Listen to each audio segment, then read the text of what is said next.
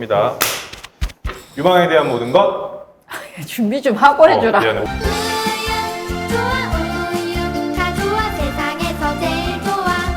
색깔이 또 바뀌었어요, 그죠? 그러니까 왜 이렇게 신경 써주시네. 오늘은 약간 봄 느낌 나는 싱그러운 색깔. 네.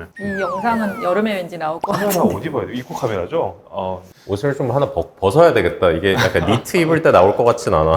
뭐 하기로 했죠? 전자일제가 좀 종류가 최근에 생겨서, 최근은 아니지만은 예전에 비해서 좀 생겨서 이게 어떻게 다른지를 좀 알려주는 게 좋을 것 같아가지고 한번 얘기해주면 좋을 그러니까 것 유방을 같아요. 떼는 방법이 어떤 게 있냐라는 걸 이제 알려고 하는 건데 혹시 뭐 명생 질문하실 거 있어요? 네. 네. 일단은 전절제랑 부분절제 하는 거가 네. 이제 유방외과 선생님마다 약간 기준이 조금씩 다를 수 있는데 언제 전절제를 하고 언제 부분절제를 선택하는지를 좀 간단하게 설명해 주시면 좋을 것 같은데. 일단은 첫 번째 기준은 크기가 되겠죠.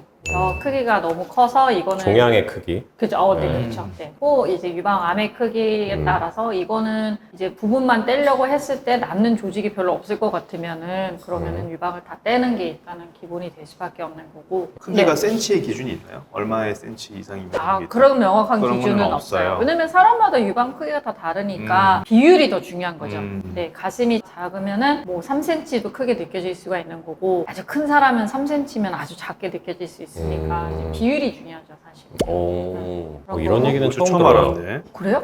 비율이 중요하다는 얘기는. 센치로만 생각했어요, 저는. 네. 아, 이게 진심인데요? 네. 아니 진짜? 왜냐하면 사실은 저희는 환자분들한테 이제 그 선항암 한 다음에 몇 센치 그렇죠. 환자분들 센치로 중에. 말씀을 많이 하시잖아요. 그래요? 네, 근데 마지막에 이제 그 선항암 딱 끝난 다음에 MRI 찍은 다음에 몇 센치 정도 되면 부분절제 이런 식으로 얘기를 또 하시는 유방외과 교수님들이 계시는 것 같더라고요. 그래요? 근데 그것도 결국엔 그 환자의 유방 대비 혹의 크기일 거예요. 그러니까요. 그래서 네, 가슴이 네. 크신 분들은 그러면 조금 종양이 크더라도 부분절제를 할 수 있는 가능성이 있는 그렇죠. 거네요. 그렇죠. 네. 처음 알았어요.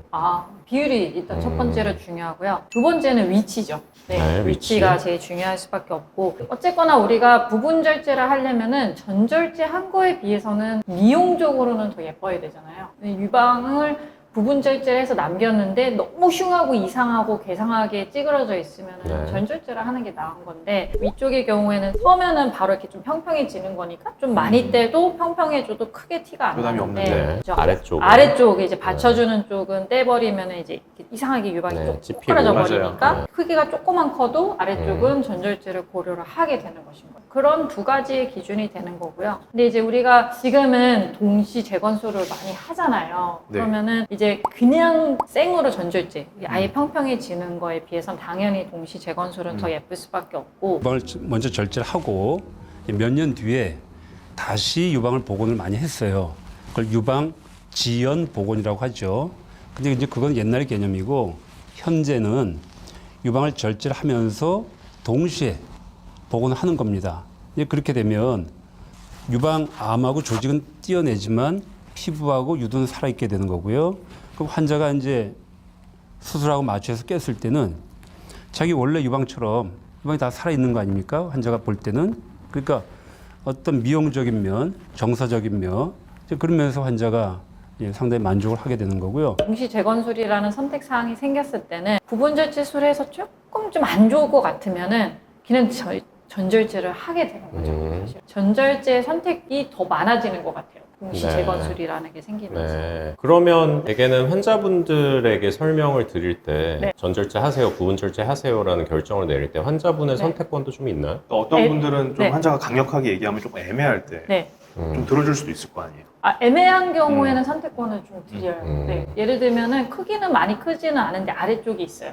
약간 찌그러져 있고 좀 그럴 것 같은데 수술을 크게 하기는 싫고 그냥 좀 찌그러져도 괜찮아요. 그러면 이제 부분절제를 하는 거고 좀 젊고 유방 모양을 좀 신경 많이 쓰는 스타일이면은 이제 전절제를 하고 그러는 게 또 있고요. 아니면 그것도 있어요. 부분절제 하기엔 좀 넓어요. 넓은데 동시 재건술은 절대 안 한대요. 그러면은 좀 무리해서 부분절제를 하기도 해요. 약간 그러면 전절제 같은 부분절제가 되겠네요. 그렇게 될 수도 네. 있죠. 전절제 같은 경우에는 저희가 몇 번 얘기하긴 했지만 전절제의 종류가 몇 가지 있지 않습니까? 설명해 주시겠어요? 그리고 피부를 어떨 때는 다 남길 때도 있고 어떨 때는 피부를 좀 뗄 때도 있고 그렇잖아요. 그쵸. 그런 게 어떤 기준으로 나눠지는 건가요? 전절제라고 하면은 보통은 다 똑같은 수술이라고 생각하시는 경우가 좀 있어요. 그래서 동시에 재건하는 거라든지 아니면 나중에 뒤늦게 재건하는 거는 다를 게 없다. 이렇게 생각하시는 분들도 간혹 있는데 유방을 뗄 때부터 사실은 거의 다른 수술이기 때문에 다르다고 볼 수밖에 없거든요. 이게 재건을 할 거냐 안 할 거냐에 따라 그쵸. 바로 완전 다르죠. 그러니까 그냥 이제 재건술 없이 그냥 일반적으로 하는 전절제는 유두랑 피부를 좀 충분히 떼서 평평하게 만드는 거죠. 네. 피부랑 유두를 남기면은 안에 있는 조직은 떼고 피부만 있으니까 이렇게 달랑달랑해가지고 되게 더 이상하고 흉해지잖아요. 맞아요. 네. 찌글찌글 이렇게 막 물결 치듯이. 그러니까 바람 빠진 풍선 우리 예전에 네, 얘기했잖아요. 맞아요. 그게 그렇게 쪼그라들어 있는 느낌인 그쵸. 거잖아요. 그렇게 되니까 이제 그러지 말고 이렇게 딱 달라붙도록 피부랑 유두까지 이렇게 같이 이렇게 떼는 게 이제 그냥 일반적인 전절제인 거고. 근데 이제 재건술을 하는 거는 우리가 결국엔 미용적인 목적이죠. 그렇죠. 사실은요. 미용적으로 모양을 더 예쁘게 하려면 피부와 유두를 살리는 게 더 좋은 거죠. 네. 이제 우리가 수술을 할 때는 피부 덤부와 유두, 유륜까지 다 살리는 것을 이제 유두, 유륜 보전 전절제술이라고 하는 거죠. 그래서 우리가 이제 동시에 재건을 하면 적어도 피부를 아주 많이 남기기 때문에 재건을 할 때 그냥 안에만 채워주면 되는 건데 그래서 즉시 재건이 같이 하는 즉시 재건이 유리하다는 거죠. 네, 모양상에서. 유리하다는 네. 거죠. 그냥 평평하게 해놓고 나중에 하려고 그러면은 피부를 어디선가 떼우거나 아니면 있는 피부를 늘려야 되는 되니까 거니까. 이제 재건하기가 좀 어렵고 선택사항들이 좀 줄어드는 건 있죠. 그래서 동시에 하는 거를 좀 더 선호하긴 하는데 근데 또 유방암을 치료하는 목적에서는 동시에 하는 게 위험할 수도 있긴 해요. 피부를 남기기 때문에 해서 그런 게 좀 우려가 되면은 뭐 어쩔 수 없이 전절제를 해야죠. 그냥. 그럼 근데 언제 네. 유두랑 유륜은 또 떼는 거죠? 그러면 이제 다 살릴 때도 있지만 항상 다 살릴 수 있는 건 아니잖아요. 그쵸. 그럼 그 기준이 어떻게 나눠지는 거예요? 제일 중요한 거는 유두를 살렸을 때 암을 남길 거냐 안 남길 거냐가 제일 중요하죠. 유두 자체는 유방 조직이에요.